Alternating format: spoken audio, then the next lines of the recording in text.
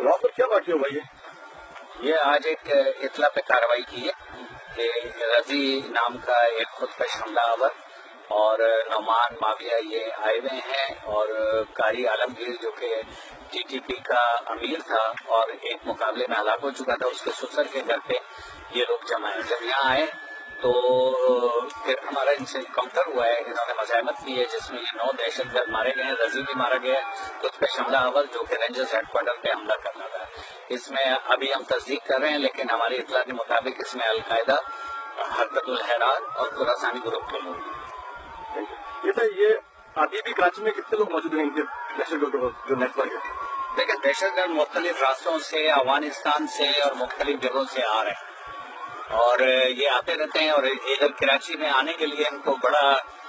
Easy راستہ ہے کہ ایک صوبہ بلوچستان ہمارے بالکل کراچی کے ساتھ اس کی حدود لگتی ہے ہب میں، اور وہ جیسے ہی آدھے گھنٹے کے بعد اگر وہ ادھر ڈاٹن بائی پاس سے اس ہب چلے جائیں تو ہمارا دوسرا صوبہ آ جاتا ہے،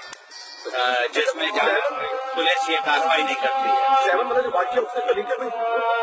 نہیں، لیکن یہ دہشت گرد ہے، سب کو اپنا اپنا ٹاسک ملا ہوا ہے اور وہ ادھر ہے نا اپنے ٹاسک کے مطابق کارروائی کریں گے۔